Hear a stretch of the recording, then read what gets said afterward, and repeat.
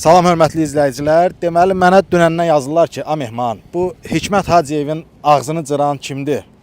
Tanış olun, bizim Nardaranlı balası.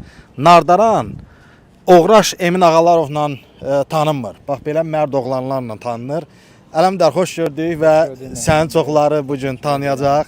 Mən sənə xalqın adından təşəkkür edirəm ki, Hikmət Hacıyevin, İlham Əliyevin ağzın payını verdin. Niyə qorxdular?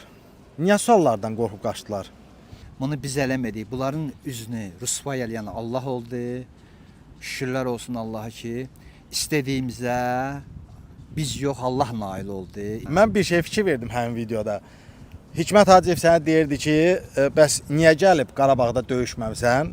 Və sənin çox gözəl cavabın oldu ki, mən əsgərlikdə olanda Bala Heydər Londonda kayf eləyirdi və Hikmət bu cavabdan sonra qorxub qaçdı.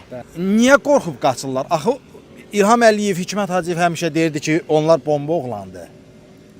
Bu öz aləmlərində cəmiyyəti bu cürlə, məsələn üçün dövlət məmurlarını göstərirlər ki, göyə bu insanlar xalqa xidmət edirlər. Əksinə biz orada video kadrda nə görürük?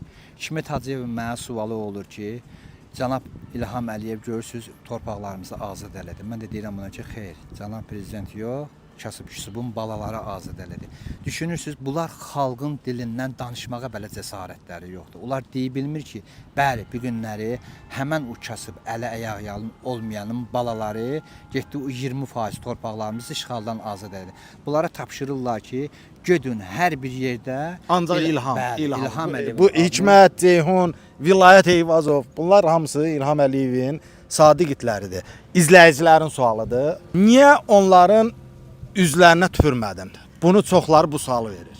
Bəy, bilsən əziz, bizim belə mən biraz inancılı olduğuma görə etika gözləyirəm, o etikaları gözləyirəm. Ona görə ki, sözümü də onlara yedizdirdim. Şərt o deyil ki, mən onların üzünə tüpürdüm. Mən kulturni Üzlərinə tüpürdüm. Kulturni. Bəli. Amma bu məsələni mənə burax da. Mən haçan onlarla rastlaşsam, mən söz verirəm ki, mən onların üzlərinə tüpürərəm.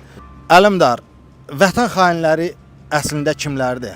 Vətən xainləri odur ki, bu günləri xalqın malını, hüquqlarını tapdalayanlardır. Uşaq pulu verməyənlərdir. Bəli, xalqın azadlığını əlindən alıb xalqın səsini boğanlar vətən xainidir.